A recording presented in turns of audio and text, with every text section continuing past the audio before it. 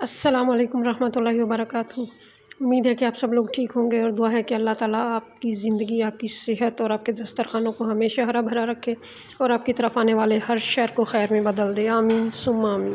آج میں آپ کے لیے کوئی کوکنگ ریسیپی نہیں لائی بلکہ ایک ایسی ریمیڈی لائی ہوں کہ جس کے بارے میں بہت ہی کم لوگ جانتے ہیں۔ وہ ہیں کالے چنے، بھیگے ہوئے کالے چنے۔ ہم لوگ اس کا سالن بنا لیتے ہیں، اس کو مختلف چاٹس وغیرہ میں استعمال کر لیتے ہیں، لیکن اس کی افادیت کیا ہے وہ ہمیں نہیں معلوم کہ ہم ان کو کسی اور طریقے سے بھی استعمال کر سکتے ہیں۔ ان میں ایک طاقت کا ایک ایسا خزانہ چھپا ہوا ہے کہ اگر ہم اس کے بارے میں جان لیں تو حیران ہو جائیں کہ اللہ تعالیٰ نے ہماری اپنی خوراک میں ہمارے لیے کتنے بے شمار فائدے چھپا کر رکھے ہیں اگر ہم اس کا صحیح طریقے سے اور صحیح وقت پر استعمال کر لیں تو کبھی بھی ہم ڈاکٹرز کے پاس نہ جائیں اور ان کی بھاری فیسیں اپنی جیب سے ادا نہ کریں۔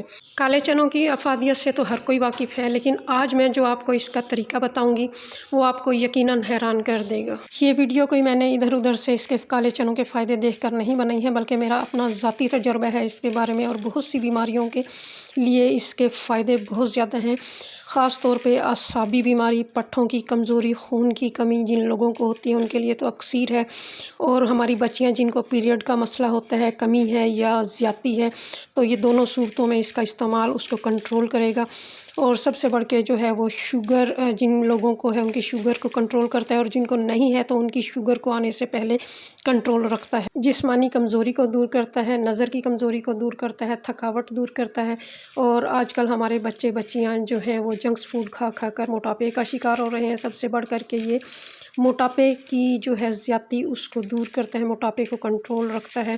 تو بہت سے فائدے ہیں، اگر میں ان کے فائدے بتانا شروع کر دوں تو میری ویڈیو بہت لمبی ہو جائے گی، تو چلے میں آپ کو اس کا استعمال کا طریقہ بتا دوں کہ کس بیماری میں آپ نے کس طرح سے اس کو استعمال کرنا ہے۔ بسم اللہ الرحمن الرحیم۔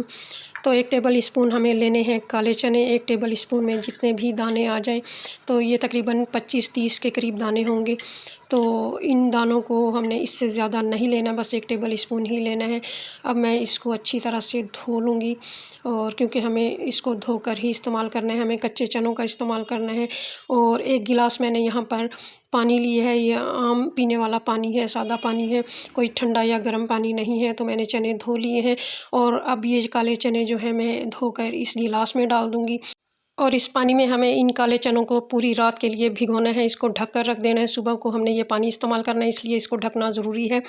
اب میں آپ کو بتا دوں کہ یہ جو ہم نے کالے چنے بھگوئے ہیں ان کو آپ جسمانی کمزوری، اعصابی کمزوری، شوگر کے لیے، نظر کے لیے، مینسز کے لیے یا موٹاپے کے لیے بھی، جس مرض میں بھی آپ اس کو استعمال کریں تو آپ نے یہی طریقہ استعمال کرنا ہے۔ تو 1 رات گزرنے کے بعد دیکھیں یہ پھول چکے ہیں، اور اب ہمیں کرنا کیا ہے یہ میں آپ کو بتاتی ہوں۔ تو دیکھیں ماشاءاللہ چنے جو ہیں وہ اچھے خاصے پھول چکے ہیں، ہمیں بالکل جو ہے نرم چاہیے، 2-3 گھنٹے کے لیے ان کو نہیں بھگونا بلکہ پوری رات کے لیے ان کو بھگونا ہے۔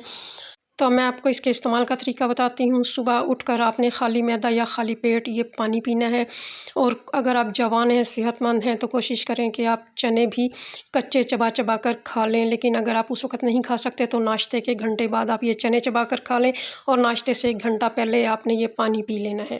اور اگر آپ کی عمر زیادہ ہے تو آپ نے صرف یہ کرنا ہے کہ آپ نے یہ جو پانی ہے اس کو استعمال کرنا ہے، اور چنے جو ہیں وہ آپ نے چھت پہ پرندوں کے پاس پھینک دینے ہیں۔ اگر آپ کو معدے کا کوئی مسئلہ ہے کہ آپ چنے کھائیں گے تو آپ کو معدے میں درد ہو جائے گی، ایسا ویسے کچھ بھی نہیں ہوتا ہے، لیکن اگر آپ چبا چبا کر اس کو کھائیں تو اس سے بہت زیادہ طاقت آتی ہے، یہ معدے کے لیے بھی بہت زبردست چیز ہے۔